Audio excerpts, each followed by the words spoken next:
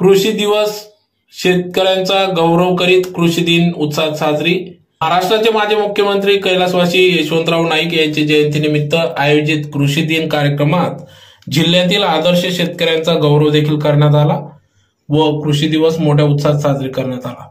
या कार्यक्रमाचे आयोजन कृषी विभाग, जिल्हा परिषद धुळे, प्रकल्प संचालक आत्मा, पंचायत समिती धुळे व कृषी महाविद्यालय धुळे यांच्या संयुक्त विद्यमानाने सभागृहात सदर कार्यक्रम पार पडला। तर कार्यक्रमास जिल्हाधिकारी भाग्यश्री विस्पुते, जिल्हा परिषदेचे मुख्य कार्यकारी अधिकारी विशाल नरवाडे, अतिरिक्त मुख्य कार्यकारी अधिकारी चंद्रकांत पवार, जिल्हा अधीक्षक कृषी अधिकारी सूरज जगताप, जिल्हा कार्यक्रम अधिकारी अजय पडोड, जीप कार्यकारी अभियंता मुकेश ठाकूर, प्रकल्प संचालक आत्मा हितेंद्र सोनवणे, कृषी महाविद्यालयाचे सहयोगी अधिष्ठाता डॉक्टर देसले, जिल्हा परिषद कृषी विकास अधिकारी सीताराम चौधरी, कृषी विज्ञान केंद्राचे प्रमुख शास्त्रज्ञ डॉक्टर दिनेश नांद्रे, जिल्हा समाज कल्याण अधिकारी नितीन खंडेराय, गट विकास अधिकारी गणेश चौधरी यांच्यासह अधिकारी वर्ग उपस्थित होते। कार्यक्रमाच्या सुरुवातीला या ठिकाणी प्रकल्प संचालक आत्मा हितेंद्र सोनवणे यांनी जागतिक तापमान वाढ व शेतीवरील परिणाम या विषयावर, तर डॉक्टर दिनेश नांद्रे यांनी वातावरणीय बदल व पीक पद्धतीतील बदल यावर मार्गदर्शन केले। तर प्रास्ताविकेतून कृषी विकास अधिकारी सीताराम चौधरी यांनी प्रास्ताविक केले, तर सूत्रसंचालन कृषी विस्तार अधिकारी डॉक्टर तुषार तिवारी यांनी, तर आभार प्रदर्शन जिल्हा कृषी अधिकारी भास्कर जाधव यांनी केले। तर यावेळेस कृषी दिनाचे औचित्य साधून जिल्ह्यातील महेश पाटील, समाधान गर्दे, गिरीश देवरे, वासुदेव भिल, चंद्रकांत बदाने, जिजाबराव पाटील, काशीनाथ पाटील, वसंतराव पावरा, सयाजी पाटील, राण्या कुवार, अर्जुन तोरवणे, श्रीमती भारतीबाई खैरनार या शेतकऱ्यांचा सन्मान सत्कार या ठिकाणी मान्यवरांच्या हस्ते करण्यात आला। तसेच खरीप हंगाम पीक स्पर्धेत विजेत्या शेतकऱ्यांचा देखील सन्मान सत्कार या ठिकाणी करण्यात आला। तर मोठ्या संख्येने या कृषी दिनानिमित्त शेतकरी वर्ग देखील उपस्थित होता। रावरीला एक कृषी विद्यापीठ आहे, परभणीला आहे, अकोल्याला आहे आणि दापोलीला आहे। तर ह्या चारही कृषी विद्यापीठाने नंतर मोठ्या प्रमाणावर संशोधन केलं, नवनवीन वाण आपल्याला वेगवेगळ्या पिकांचे उपलब्ध करून दिले, नवीन नवीन अवजारांचं संशोधन केलं, पीक संरक्षणाच्या बाबतीत शिफारशी केल्या आणि अशा अनेक शिफारशी करून आज आपण जे म्हणतो की आपला महाराष्ट्र हा अन्नधान्याच्या बाबतीत स्वयंपूर्ण झालेला आहे, त्याचा पायाच वसंतरावजी नाईक यांनी त्यावेळेस रचलेला होता। त्याचबरोबर विदर्भामध्ये मोठ्या प्रमाणावर कापसाची लागवड होत असे पूर्वी आणि अजूनही होते, त्याला काही शेतकऱ्यांना व्यवस्थित भाव मिळत नसेल, तर वसंतराव नाईक यांच्याच पुढाकाराने कापूस एकाधिकारशाही, एकाधिकार खरेदी ही एक योजना त्या ठिकाणी आली आणि शेतकऱ्यांचा कापूस शासनाने खरेदी करून त्याच्यावर प्रक्रिया करून मग तो विकला जायचा आणि त्याच्यातून शेतकऱ्यांना 2 पैसे जास्त मिळायचे। म्हणजे जे काही दलाल होते, व्यापारी होते, ते शोषण करत होते, ते त्यापासून थांबले। तर असे अनेक उपक्रम त्यांनी केले, उपभोगलेले असे, आणि शेतकऱ्यांच्या प्रती त्यांनी अनेक महत्त्वाचे कार्य केले।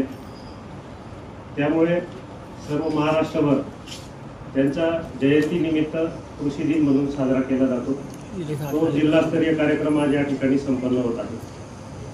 तर वसंतरावजी नाईक यांचा जर कार्याचा उहापोह केला तर 1963 ते 75 ते महाराष्ट्राचे मुख्यमंत्री होते आणि त्यावेळेस आपल्या शेतीमध्ये फारसा विकास झालेला नव्हता।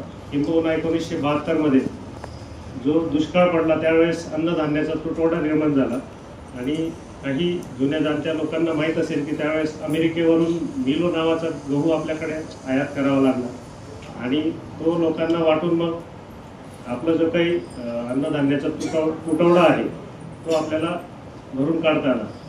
तर त्याचा विचार करून नाईक साहेबांनी त्यावेळेस आपल्याला कृषीमध्ये काय करता येईल या दृष्टिकोनाने त्यांनी अनेक महत्त्वाच्या योजना राबवल्या। त्यामध्ये हरित क्रांती म्हणून त्यांनी घोषित केली आणि त्यांच्याच पुढाकाराने आपल्या राज्यामध्ये सुधारित आणि संकरित बियाण्याचा वापर, त्याचबरोबर रासायनिक खतांचा वापर आणि कीटकनाशक आणि सिंचनाच्या सोयी अशा महत्त्वाच्या बाबी त्यांच्या पुढाकाराने आपल्या राज्यामध्ये सुरू झाल्या।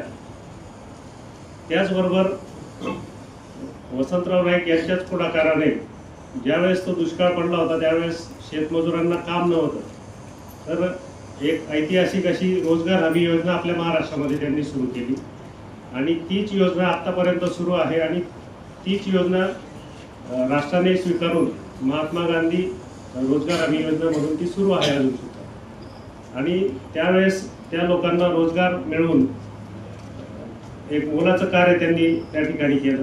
त्याचबरोबर कृषीचं त्यांचं जे योगदान आहे त्याच्यामध्ये सगळ्यात महत्त्वाचं, त्यांनी अनेक परदेश दौरे केले आणि त्यांनी शेतीचा अभ्यास केला आणि त्याच्यातून त्यांच्या लक्षात आलं की आपल्याकडे सुद्धा शेतीमध्ये पलटला तर कळतं की स्वातंत्र्यानंतर बरेच जवळपास 25 वर्ष आपल्याकडे भूकमारी होती, शेती ही आपली मागासलेली होती। शेती विकासासाठी अनेक लोकांनी, अनेक शेतकऱ्यांनी, अनेक त्या तत्कालीन जे नेतृत्व होतं त्यांनी आपली आहुती दिलेली आहे आणि 1970च्या दशकामध्ये आपल्याला हरित क्रांती आली आणि आपला देश हे कृषी प्रधान देश म्हणून ओळखच्या दिशेने आपण प्रगती केलेली आहे। आज सुद्धा आपल्या जवळपास 50% लोकसंख्या ही कृषीवर डायरेक्टली इनडायरेक्टली अवलंबून आहे। देशाच्या एकूण उत्पन्नामध्ये कृषीचं 17% एवढं योगदान आहे। कृषी सोबत जे शेतीपूरक व्यवसाय आहेत त्याच्यामध्ये कुक्कुटपालन असेल, मत्स्यपालन असेल, लाईव्हस्टॉक असेल, त्या सगळ्यांचं अतिशय महत्त्वाचं योगदान आपल्या शेतकरी बांधवांचं आपल्या देशाच्या प्रगतीमध्ये आज सुद्धा आहेच। 1960-70च्या दशकामध्ये जय जवान जय किसानचा नारा तत्कालीन माननीय पंतप्रधान मोदींनी केला होता। त्याचं महत्त्व हेच होतं की किसान शेतकऱ्यांचं कॉन्ट्रीब्युशन आपल्या देशाच्या प्रगतीमध्ये किती आहे। आणि हे बघून आनंद होतोय की कृषीमध्ये काही महिला शेतकरी सुद्धा अग्रेसर राहून एक नवीन प्रगतीच्या दिशेने पाऊल उचलत आहेत आणि त्यांचाही सन्मान आज विभागातर्फे झालेला आहे। तर मी पुन्हा एकदा प्रशासनाच्या वतीने कृषी विभाग यांचं अभिनंदन करतो की त्यांनी या कार्यक्रमाचं फार चांगलं नियोजन करून जे शेतकरी चांगलं काम करतात त्यांचा मानसन्मान केला।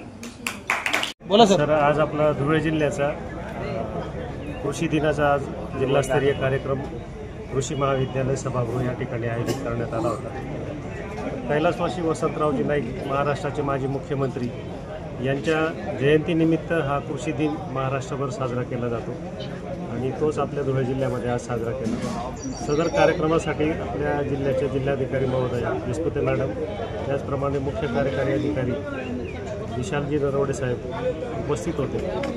सदर कार्यक्रमामध्ये आपण जिल्ह्यातील काही प्रगतशील शेतकरी, ज्या शेतकऱ्यांनी काही नाविन्यपूर्ण उपक्रम राबवलेले आहेत अशा शेतकऱ्यांचा या ठिकाणी सत्कार केला। त्याच्यामध्ये 12 शेतकरी नाविन्यपूर्ण उपक्रम करणारे होते। त्याचप्रमाणे जिल्हा स्तरावर आपण प्रत्येक हंगामामध्ये पीक स्पर्धांचं आयोजन करतो।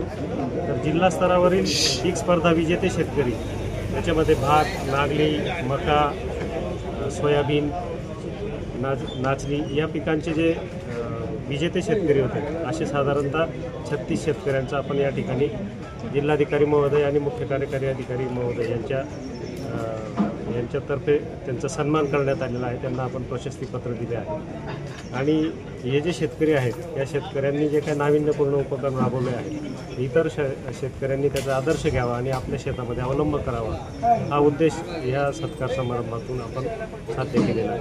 धन्यवाद।